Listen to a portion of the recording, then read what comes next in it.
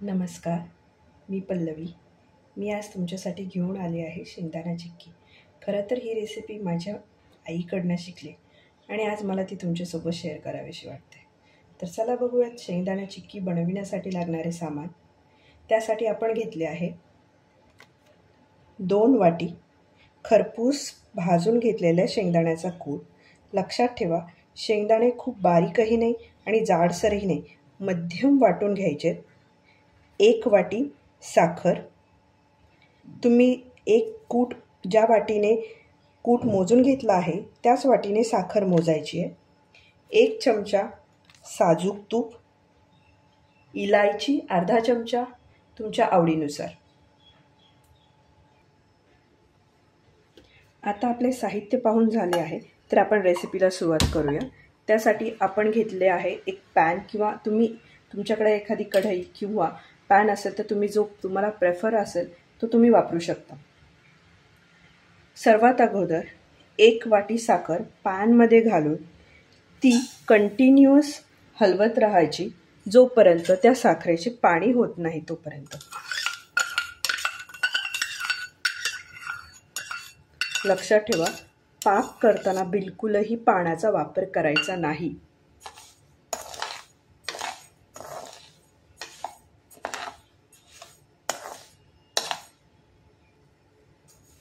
तुम्ही पाहू शकता, हळूहळू साखरेचं पाकात रूपांतर व्हायला सुरुवात झाली आहे.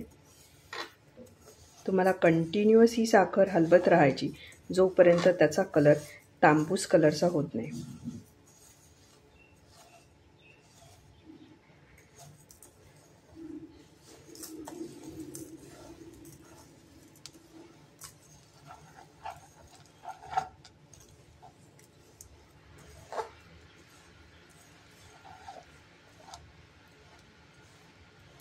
गॅस शक्यतो मध्यम आचेवरच राहू द्यायचा.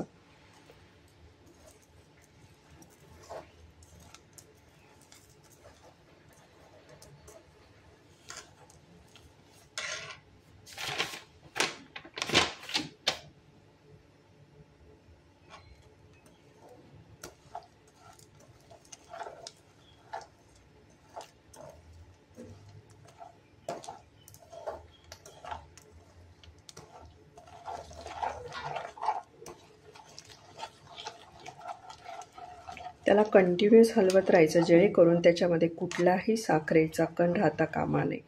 पूर्णपणे पाक झाला हवा आहे.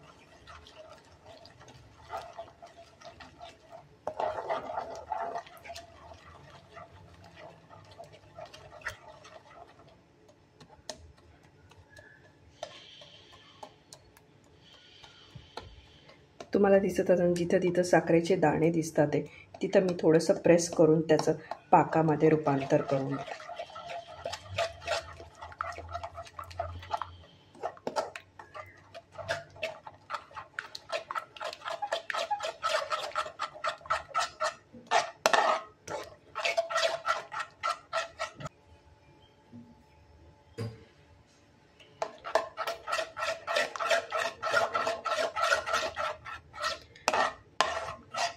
माझा पाकाचा कलर जसा तांबूस कलरचा दिसू लागला आणि तुम्ही बघू शकता आता साखरेचा बिलकुल कण राहिलेला नाही.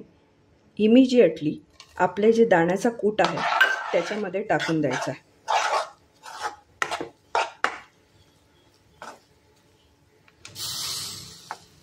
कूट हळूहळू जसं लागेल तसं तुम्ही पाकात टाकायचा, जोपर्यंत पाकात पूर्णपणे तो एक समावून जात नाही तोपर्यंत.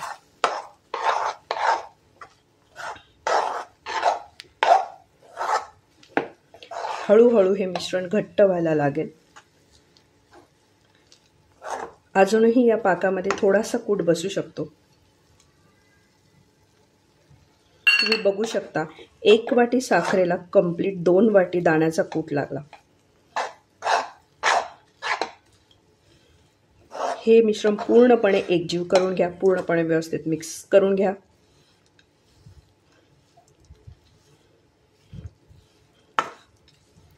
त्यानंतर तुमच्या आवडीनुसार, मला इलायची पावडर आवडते तर मी कुठल्याही गोड रेसिपीमध्ये इलायची पावडर टाकते. तुम्हाला हवं असेल तर तुम्ही टाकू शकता, अदरवाईज स्किपही करू शकता.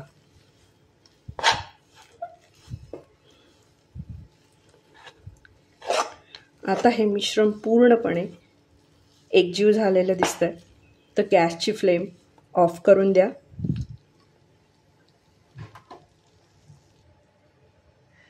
आपलं मिश्रण रेडी झालेलं आहे. आता आपण एका ताटाला तूप लावून घेऊया, जेणेकरून हे मिश्रण ताटाला चिकटणार नाही. शक्यतो मिश्रण गरम गरमच करावे, नाहीतर ते हळूहळू घट्ट होत जाते आणि मग त्यानंतर आपल्याला चिक्क्या पाडणं अवघड होऊन जाईल.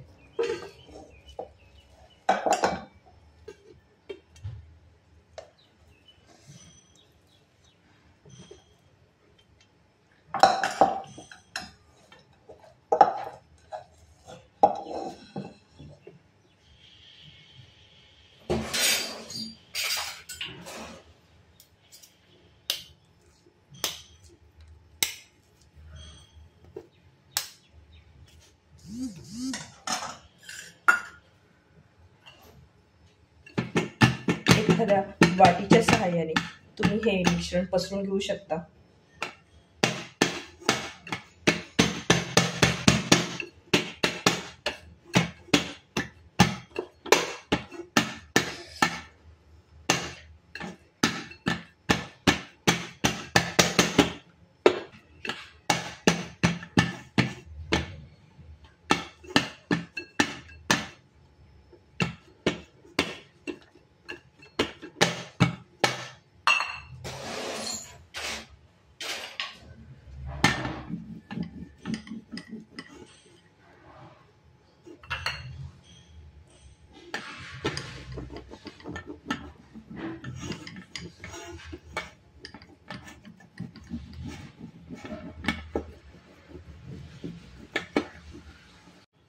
आता आपण आपला शेंगदाणा चिक्की प्लेटमध्ये काढून घेऊया.